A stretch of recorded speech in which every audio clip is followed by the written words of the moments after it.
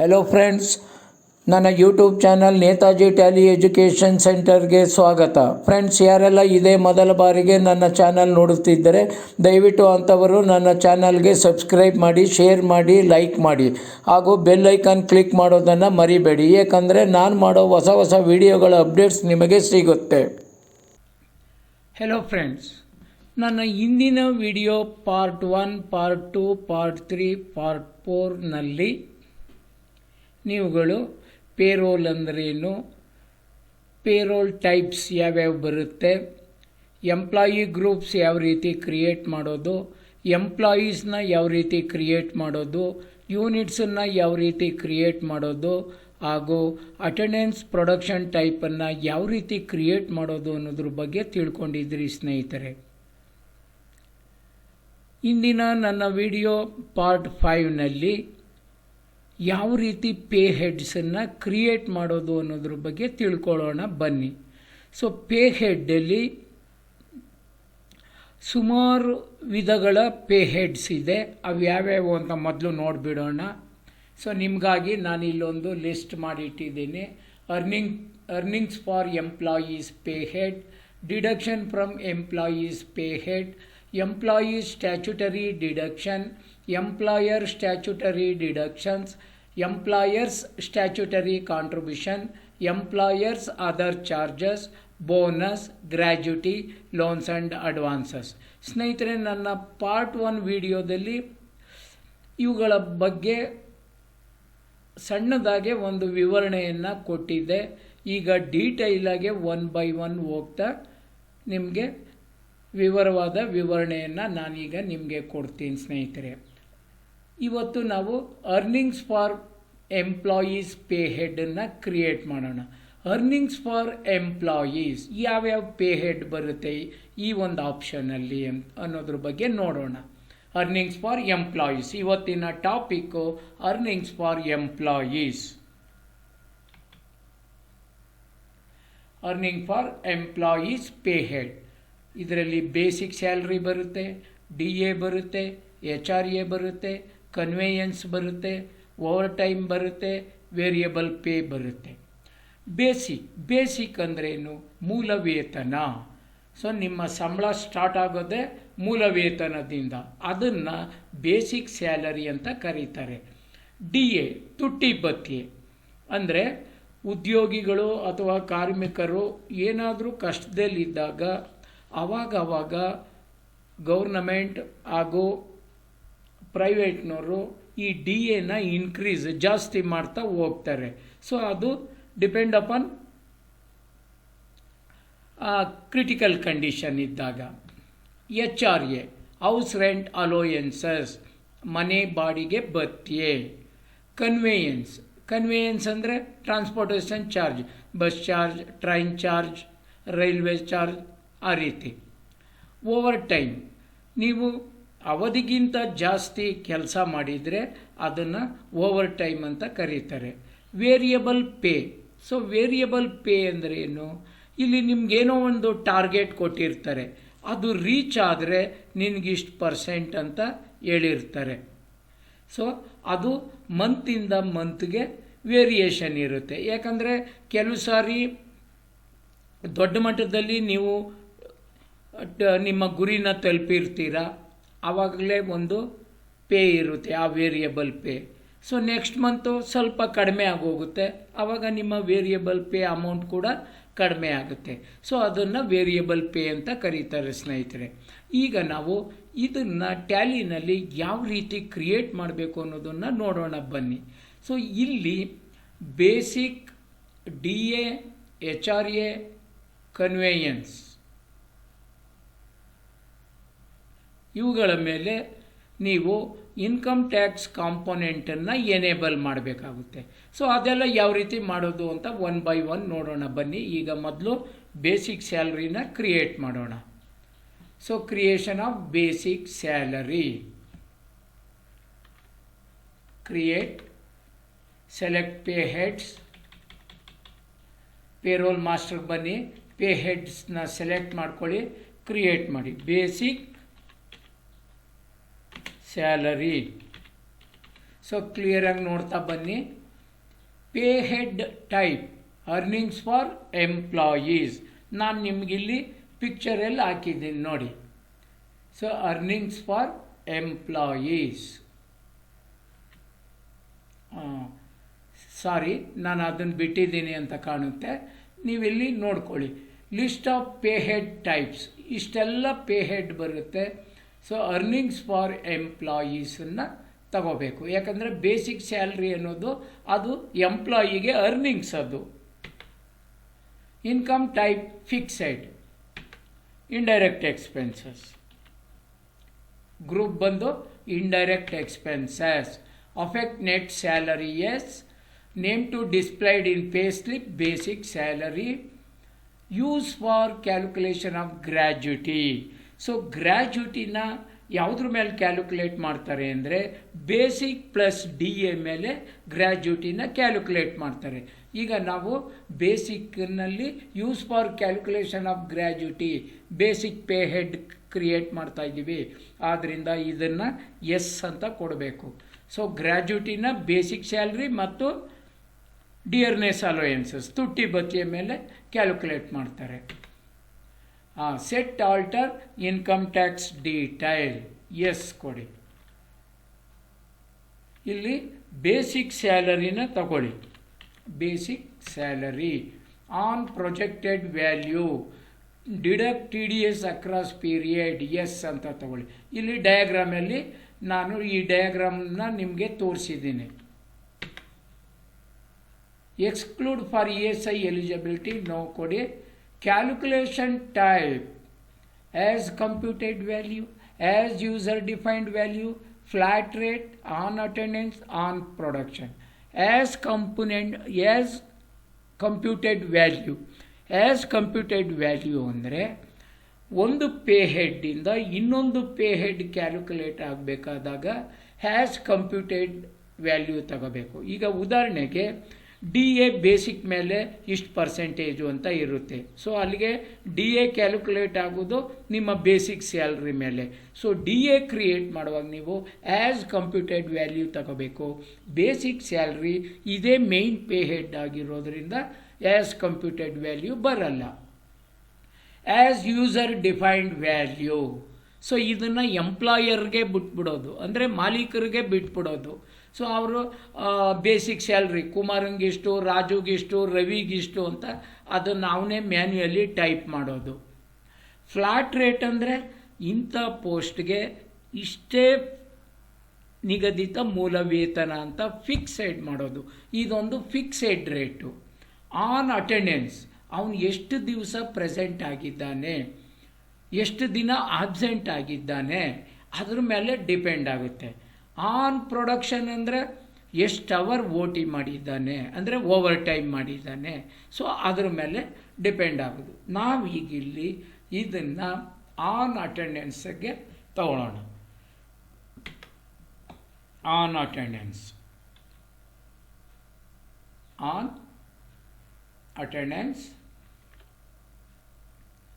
ಈಗಿಲ್ಲಿ attendance leave with pay, attendance leave with pay, not applicable, present, ಎರಡು option ಬರ್ತಾ ಇದೆ. ಈಗ ನೀವೇನಾದರೂ ಇಲ್ಲಿ ಪ್ರೆಸೆಂಟ್ ಅಂತ ತಗೊಂಡ್ರೆ ಸಪೋಸ್ ಅವನು ಆಬ್ಸೆಂಟ್ ಆದ್ರೂ ಅದಕ್ಕೂ ಸ್ಯಾಲ್ರಿ ಕ್ಯಾಲ್ಕುಲೇಟ್ ಆಗುತ್ತೆ. ಅದರಿಂದ ಅಟೆಂಡೆನ್ಸ್ ಲೀವ್ ವಿತ್ ಪೇ ಆಪ್ಷನನ್ನು ಎನೇಬಲ್ ಮಾಡಬೇಡಿ, ನಾಟ್ ಅಪ್ಲಿಕಬಲ್ ಅಂತ ತಗೊಳ್ಳಿ. ಲೀವ್ ವಿತೌಟ್ ಪೇ, ನಮಗಿದು ಬಹಳ ಮುಖ್ಯ. ಯಾಕಂದರೆ ನಾವು ಅವ್ರು ಎಷ್ಟು ದಿನ ಆಬ್ಸೆಂಟ್ ಆಗಿದ್ದಾರೋ ಅದನ್ನು ಡಿಡಕ್ಟ್ ಮಾಡ್ತೀವಿ. ನಾವು ಇಲ್ಲಿ ಸ್ಯಾಲ್ರಿನ ಅವ್ರ ಆಬ್ಸೆಂಟ್ ಬೇಸಿಸ್ ಮೇಲೆ ಕ್ರಿಯೇಟ್ ಮಾಡ್ತೀವಿ. ಆದ್ದರಿಂದ ಆಬ್ಸೆಂಟನ್ನು ತಗೊಳ್ಳಿ. Okay, absent. Calculation period, days ಇದೆ, ಫೋರ್ಟ್ನೈಟ್ ಇದೆ, ಮಂತ್ ಇದೆ, ವೀಕ್ಸ್ ಇದೆ. ಡೈಲಿ ಸ್ಯಾಲ್ರಿ ಆದರೆ, ಡೈಲಿ ವೇಜಸ್ ಆದರೆ ಡೇಸ್ ತಗೊಳ್ಳಿ. 15 days ಒನ್ಸ್, ಫೋರ್ಟ್ನೈಟ್ ಅಂದರೆ 15 ದಿನಕ್ಕೊಮ್ಮೆ, 15 ದಿನಕ್ಕೊಮ್ಮೆ ಆದರೆ ಫೋರ್ಟ್ನೈಟ್ ತಗೊಳ್ಳಿ. ತಿಂಗಳಿಗೊಮ್ಮೆ ಆದರೆ ಮಂತ್ಸ್ ತಗೊಳ್ಳಿ. ವಾರಕ್ಕೊಮ್ಮೆ ಆದರೆ ವೀಕ್ಸ್ ತಗೊಳ್ಳಿ. ಇಲ್ಲಿ ಕಾಮನ್ನಾಗೆ ತಿಂಗಳಿಗೆ ನಾವು ಸ್ಯಾಲ್ರಿನ ಕೊಡ್ತೇವೆ. ಸೊ ಮಂತನ್ನು ತಗೊಳ್ಳಿ, ಆಯಿತಾ. ಈಗ basis of calculation per day as per calendar period. As per calendar period ಇದನ್ನು ನೀವು ಸೆಲೆಕ್ಟ್ ಮಾಡ್ಕೋಬೇಕು. ಯೂಸರ್ ಡಿಫೈನ್ಡ್ ವ್ಯಾಲ್ಯೂ ಅಂದರೆ ಇಲ್ಲಿ ಅವನೇ ಇಷ್ಟು ಡೇಸ್ ಅಂತ ಹಾಕೊಳ್ಳೋದು. ಯೂಸರ್ ಡಿಫೈನ್ಡ್ ಕ್ಯಾಲೆಂಡರ್ ಟೈಪ್ ಅಂದರೆ ಸೊ ಕ್ಯಾಲೆಂಡ್ರಲ್ಲಿ ಏನು ಬರುತ್ತೋ ಅದೇ. ಈ ಟಾಪು ಲಾಸ್ಟು ಎರಡು same. Rounding method not applicable. Okay friend, ಈಗ ನಿಮಗೆ ಬೇಸಿಕ್ ಸ್ಯಾಲ್ರಿ ಕ್ರಿಯೇಟ್ ಮಾಡೋದು ಹೇಗೆ ಅಂತ ಗೊತ್ತಾಯಿತು. ಈಗ ನೆಕ್ಸ್ಟ್ ಹೋಗೋಣ, creation of D A. Same ಸ್ಕ್ರೀನಲ್ಲಿ ಕ್ರಿಯೇಟ್ ಮಾಡಿ. D A pay head type earnings for employee, ಯಾಕಂದರೆ ಇವತ್ತು ನಾವು ಮಾಡೋವೆಲ್ಲ earnings for employees. Income type fixed, group ಬಂದು indirect expenses, affect net salary yes, name to displayed in payslip DA, use for calculation of gratuity yes. ನಾನು ಆವಾಗಲೇ ಹೇಳಿದೆ ಸ್ನೇಹಿತರೆ, gratuity basic ಮತ್ತು ಡಿ ಎ ಮೇಲೆ ಕ್ಯಾಲ್ಕುಲೇಟ್ ಆಗುತ್ತೆ ಅಂತ, ಅದರಿಂದ ಇಲ್ಲಿ ಎಸ್ ಅಂತ ಕೊಡಿ. Next set alter income tax detail yes ಅಂತ ಕೊಡಿ. ರೈಟ್ ಹ್ಯಾಂಡ್ ಸೈಡಲ್ಲಿ ಡಿಯರ್ನೆಸ್ ಅಲೋಯನ್ಸಸ್, ಡಿಯರ್ನೆಸ್ ಅಲೋಯನ್ಸಸ್ಸನ್ನು ತಗೊಳ್ಳಿ. Earning for employees, so income tax component dearness allowances. Exclude for ESI eligibility now. Calculation type as user defined value, as computed value, flat rate on attendance on production.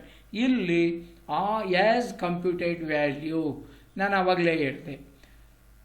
ಒಂದು ಕಾಂಪೊನೆಂಟಿಂದ ಇನ್ನೊಂದು component calculate ಆದರೆ ಆವಾಗ ನಾವು as computed value ತಗೋಬೇಕು ಅಂತ. ಈಗ D A basic component ಮೇಲೆ create ಆಗಬೇಕಾಗಿರೋದ್ರಿಂದ as computed ವ್ಯಾಲ್ಯೂನ ತಗೊಳ್ಳಿ. ಈಗ ಆನ್ ಕರೆಂಟ್ ಅರ್ನಿಂಗ್ಸ್ ಟೋಟಲ್ ಅಂದರೆ ಗ್ರಾಸ್ ಸ್ಯಾಲ್ರಿ ಮೇಲೆ ತಗೋಬೇಕು. ಗ್ರಾಸ್ ಸ್ಯಾಲ್ರಿ ಮೇಲೆ ನಾವು ಅದನ್ನು ತಗೋಬೇಕು. ಸೊ ಅದರಲ್ಲಿ on current earnings total gross salary ಮೇಲೆಲ್ಲ ಆನ್ ಸ್ಪೆಸಿಫೈಡ್ ಫಾರ್ಮುಲಾ, ಯಾಕಂದರೆ ಡಿ ಎ ಇನ್ನೊಂದು ಕಾಂಪೊನೆಂಟಿನಿಂದ ಕ್ಯಾಲ್ಕುಲೇಟ್ ಆಗಬೇಕಾಗಿರೋದ್ರಿಂದ ಆನ್ ಸ್ಪೆಸಿಫೈಡ್ ಫಾರ್ಮುಲಾ ತಗೊಳ್ಳಿ. ಈಗ ಯಾವುದ್ರ ಮೇಲೆ ಡಿ ಎ ಕ್ಯಾಲ್ಕುಲೇಟ್ ಆಗಬೇಕು? ಬೇಸಿಕ್ ಸ್ಯಾಲ್ರಿ ಮೇಲೆ. ಬೇಸಿಕ್ ಸ್ಯಾಲ್ರಿ ಸೆಲೆಕ್ಟ್ ಆಗಿದೆ, ಎಂಟರ್ ಮಾಡಿ. Basic end of list, effective date ಬಿಡಿ,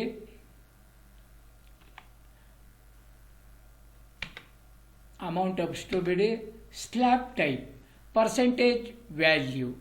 ಪರ್ಸೆಂಟೇಜ್ ಆಪ್ಷನ್ ತಗೊಂಡು ಇಲ್ಲಿ ಪರ್ಸೆಂಟೇಜನ್ನು ಟೈಪ್ ಮಾಡ್ತಿದ್ದೀನಿ ನಾನು, 20% ಉದಾಹರಣೆಗೆ. ಸೊ ನಿಮಗೆ ಡಿ ಎ ನಿಮ್ಮ ಕಂಪ್ನೀಲಿ ಎಷ್ಟು ಪರ್ಸೆಂಟೇಜ್ ಕೊಡ್ತಾ ಇದ್ದೀರಾ ಅನ್ನೋ ಇನ್ಫಾರ್ಮೇಷನ್ ನಿಮಗೆ ಗೊತ್ತಿರುತ್ತೆ. ಅದರ ಪ್ರಕಾರ ನೀವು ಅಲ್ಲಿ ಟೈಪ್ ಮಾಡಬೇಕು. ನಾನಿಲ್ಲಿ ಉದಾಹರಣೆಗೆ 20% ತಗೊಂಡಿದ್ದೀನಿ. ಹಾಗೆ ಒಂದು ನಿಮಿಷ, ಇಲ್ಲಿ ವ್ಯಾಲ್ಯೂ ಅಂತ ಇದೆ. ಈ ವ್ಯಾಲ್ಯೂ ತಗೊಂಡಾಗ ಒಂದೊಂದು ಸಾರಿ ಏನಾಗುತ್ತೆ ಅಂದರೆ 5,000 ಮೇಲಿದ್ದರೆ 2,000 ಅಥವಾ 5,000 ಒಳಗಡೆ ಇದ್ದರೆ 20%. ಈ ಥರ ಕನ್ಕ್ಲೂಷನ್ ಇದ್ದಾಗ ವ್ಯಾಲ್ಯೂ ತಗೊಂಡು ಎಷ್ಟು ಅದು ವ್ಯಾಲ್ಯೂ 2,000 ಅಂತ ಟೈಪ್ ಮಾಡಬೇಕು.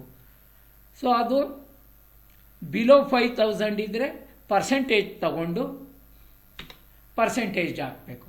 ಬಟ್ ಇಲ್ಲಿ ಡಿ ಎಗೆ ಆ ಥರ ಬರಲ್ಲ, ಫಿಕ್ಸೆಡ್ ಪರ್ಸೆಂಟೇಜ್. ಅದು ಬೇಸಿಕ್ ಎಷ್ಟಾರ ಇರಲಿ, ನಾನು ಉದಾಹರಣೆಗೆ ಹೇಳಿದ್ದಷ್ಟೇ. ಅದನ್ನು ವ್ಯಾಲ್ಯೂ ಅನ್ನೋದನ್ನು ನಾವು ಯಾವಾಗ ಉಪಯೋಗಿಸ್ತೀವಿ ಅನ್ನೋದು ಮುಂದೆ ಪ್ರೊಫೆಷನಲ್ ಟ್ಯಾಕ್ಸು ಮತ್ತು ಪಿ ಎಫ್ ಇವೆಲ್ಲ ಬಂದಾಗ ಆ ವ್ಯಾಲ್ಯೂಗೆ ನಿಮಗೆ ಅರ್ಥ ಗೊತ್ತಾಗುತ್ತೆ ಸ್ನೇಹಿತರೆ. ಈಗ 20% ನಾನು ತೊಗೊಂಡಿದ್ದೀನಿ, ಆಕ್ಸೆಪ್ಟ್. ಈಗ next pay head.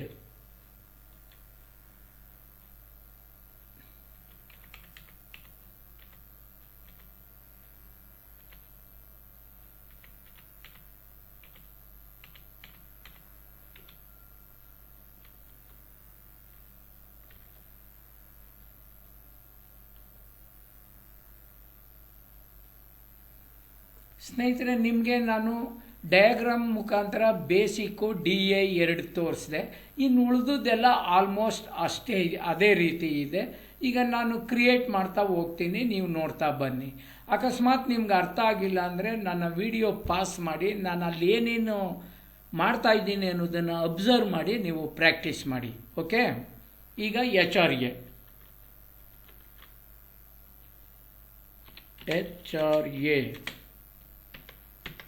earning for employees, fixed, indirect expenses group, affect net salary, yes, name to display in pay slip, use for calculation of gratuity, no, set alter income tax detail, yes. So ಇಲ್ಲಿ house rent allowances ಆಪ್ಷನ್ನ ಕಾಂಪೋನೆಂಟನ್ನು ತಗೊಳ್ಳಿ. ಇಲ್ಲಿ ES eligibility, no, as computed value.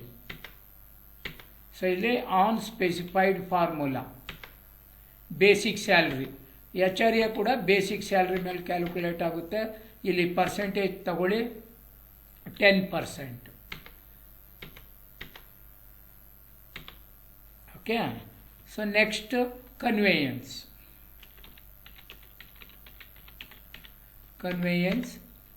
Pay head type, earning for employees, income type fixed, under indirect expenses,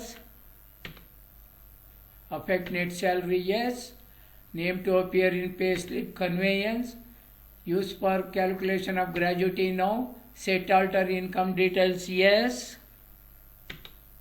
So ಇಲ್ಲಿ transportation allowances ತಗೊಳ್ಳಿ, income tax ಕಾಂಪೊನೆಂಟನ್ನು. ಮತ್ತು as user defined value ಇದು change ಆಗುತ್ತೆ.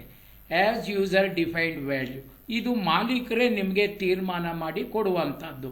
ಅದರಿಂದ ಆ್ಯಸ್ ಯೂಸರ್ ಡಿಫೈನ್ಡ್ ವ್ಯಾಲ್ಯೂ ತಗೊಳ್ಳಿ, save ಮಾಡಿ. So next over time, earning for employees, fixed, group indirect expenses, affect net salary, yes, name to displayed in pay slip, overtime, use for calculation of gratuity, no, set alter income tax detail, yes. So ಇಲ್ಲಿ other allowances fully taxable,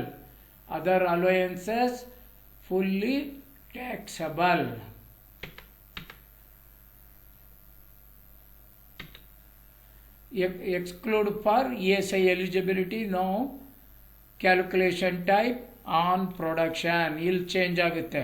ಇದು on ಪ್ರೊಡಕ್ಷನ್ನ ತಗೋಬೇಕು. So production type over time. Okay, over time accept. Next, variable pay.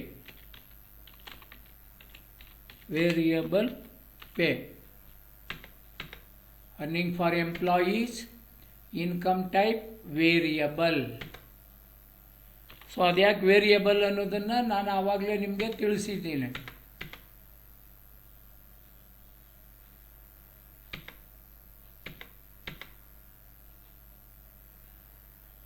Calculation type as user defined value. ಯಾಕಂದರೆ ಅಲ್ಲಿ ಯಾರ್ಯಾರು ಎಷ್ಟೆಷ್ಟು over time earn ಮಾಡಿರ್ತಾರೋ ಅದು ಓನರ್ಗೆ ಗೊತ್ತಿರುತ್ತೆ. So as user defined ವ್ಯಾಲ್ಯೂಗೆ ಹಾಕಿ ಅದನ್ನು. ಓಕೆ ಫ್ರೆಂಡ್ಸ್, ಈಗ ಅರ್ನಿಂಗ್ಸ್ ಫಾರ್ ಎಂಪ್ಲಾಯೀಸ್ ಪೇ ಹೆಡ್ನ ಯಾವ ರೀತಿ ಕ್ರಿಯೇಟ್ ಮಾಡೋದು ಅನ್ನೋದ್ರ ಬಗ್ಗೆ ತಿಳ್ಕೊಂಡ್ರಿ ಸ್ನೇಹಿತರೆ. ಈಗ ನನ್ನ ಮುಂದಿನ ವಿಡಿಯೋದಲ್ಲಿ ಎಂಪ್ಲಾಯೀಸ್ ಸ್ಟ್ಯಾಚ್ಯುಟರಿ ಡಿಡಕ್ಷನ್ ಪೇ ಹೆಡ್ನ ಯಾವ ರೀತಿ ಕ್ರಿಯೇಟ್ ಮಾಡೋದು ಅನ್ನೋದನ್ನು ನಾನು ನಿಮಗೆ ತಿಳಿಸ್ಕೊಡ್ತೀನಿ ಸ್ನೇಹಿತರೆ. ಇದುವರೆಗೂ ಯಾರೆಲ್ಲ ನಮ್ಮ ಚಾನಲ್ಗೆ ಸಬ್ಸ್ಕ್ರೈಬ್ ಆಗಿಲ್ವೋ ದಯವಿಟ್ಟು ಸಬ್ಸ್ಕ್ರೈಬ್ ಆಗಿ, ಶೇರ್ ಮಾಡಿ, ಲೈಕ್ ಮಾಡಿ. ಇದುವರೆಗೂ ನನ್ನ ವಿಡಿಯೋ ನೋಡಿದ್ದಕ್ಕೆ ನಿಮಗೆ ಧನ್ಯವಾದಗಳು.